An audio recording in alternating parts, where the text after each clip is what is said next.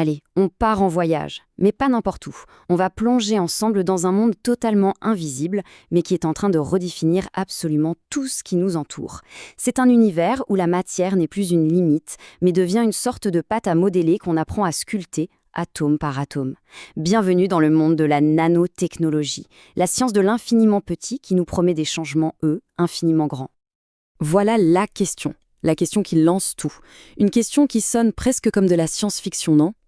Imaginez une seconde, construire un câble plus fin qu'un cheveu mais capable de soulever une voiture, ou bien des nanomédecins qui naviguent dans notre sang pour réparer nos cellules une par une. Eh bien, ce qui relevait du rêve il y a quelques années est aujourd'hui un champ de recherche ultra actif dans les labos du monde entier. Bon, pour commencer, essayons de comprendre ce qui se cache vraiment derrière ce mot un peu intimidant.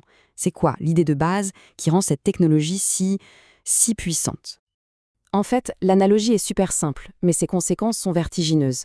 Pensez à comment on construit une maison. On assemble des briques, une par une. Eh bien, la nanotechnologie, c'est exactement ça, mais appliquée à tout ce qui existe. Au lieu de prendre un bloc de métal comme un tout, on le voit comme un gigantesque puzzle d'atomes. Et si on peut contrôler la place de chaque atome, on peut créer des matériaux parfaits sans le moindre défaut. Et cette idée, elle ne date pas d'hier. Dès 1959, le génial physicien Richard Feynman, dans un discours célèbre, a eu cette vision folle d'un monde où on pourrait manipuler les atomes individuellement. Ensuite, le mot nanotechnologie est apparu en 1974, et puis dans les années 80, le concept a vraiment explosé, posant les bases de la révolution qu'on vit aujourd'hui. Alors maintenant, plongeons vraiment dans cet univers. Pour saisir la puissance de la nano, il faut d'abord comprendre l'échelle à laquelle on travaille. Et c'est une échelle où, vous allez voir, les lois de la physique que l'on connaît, eh bien, elles sont complètement chamboulées. Voici l'unité de mesure de ce monde, le nanomètre. C'est un milliardième de mètre. Un chiffre tellement petit que, franchement, notre cerveau a du mal à se le représenter. Alors, pour essayer de visualiser, regardez ça. Un cheveu, c'est environ 80 000 nanomètres de diamètre. Notre propre ADN, qui contient tout ce qui nous définit, à peine 2 nanomètres de large. Mais l'analogie la plus parlante, c'est sans doute celle-ci. Imaginez que la planète Terre soit réduite à la taille d'un mètre. Eh bien, un nanomètre, ce serait la taille d'une simple petite bille. Voilà, c'est à cette échelle complètement dingue que tout se passe. Et c'est ça le point absolument crucial. À cette échelle, les règles du jeu ne sont plus les mêmes. On quitte le monde de la physique classique, celle de Newton, pour entrer dans l'univers étrange et fascinant de la mécanique quantique. Les électrons se comportent comme des ondes et surtout, les propriétés des matériaux changent du tout au tout. Et les conséquences sont déroutantes, pour ne pas dire plus.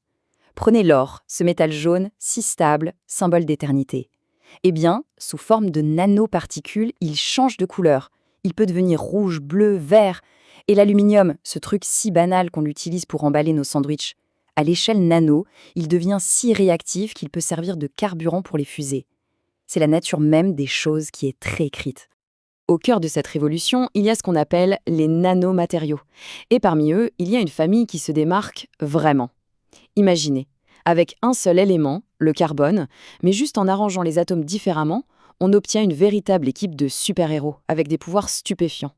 Voici le premier, et c'est une star, le graphène. Imaginez une feuille de carbone qui ne fait qu'un seul atome d'épaisseur. C'est physiquement impossible de faire plus fin. D'ailleurs, sa découverte a valu un prix Nobel, rien que ça.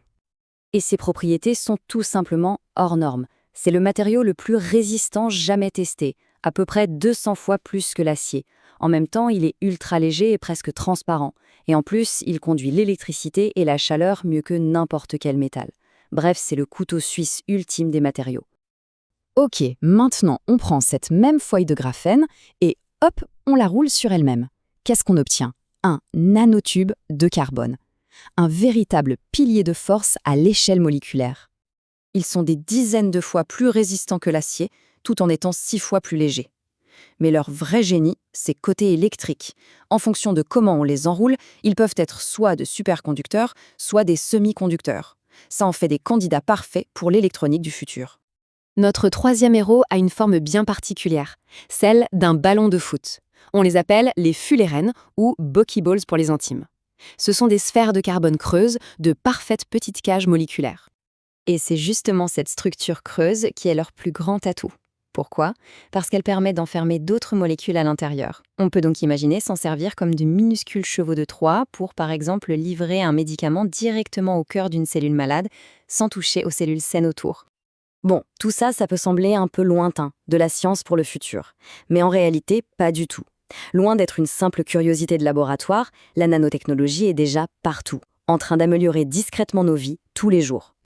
Regardons un peu autour de nous. La santé, le héros méconnu des vaccins à ARN-ARM contre la Covid-19, c'est la nanoparticule qui protège l'ARN. Dans nos salons, les écrans de télé QLED utilisent des points quantiques, des nanocristaux. Nos crèmes solaires qui ne laissent pas de traces blanches, nos vêtements anti-taches, la révolution a déjà commencé, sans faire de bruit. Et ça, ce n'est vraiment que le début. La portée réelle de cette technologie est tout simplement vertigineuse. Et avec elle, viennent des questions fondamentales sur le type d'avenir qu'on a envie de construire. Demain, on parle de quoi? De nanorobots capables de chasser et de détruire des cellules cancéreuses.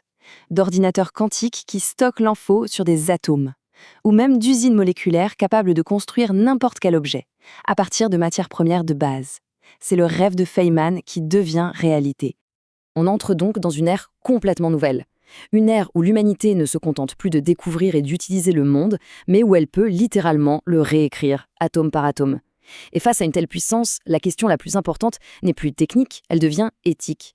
Ce n'est plus simplement qu'est-ce qu'on peut créer, mais bien quel monde est-ce qu'on devrait choisir de créer. Et cette réponse-là, elle ne se trouve pas dans un laboratoire, mais bien dans notre sagesse à tous.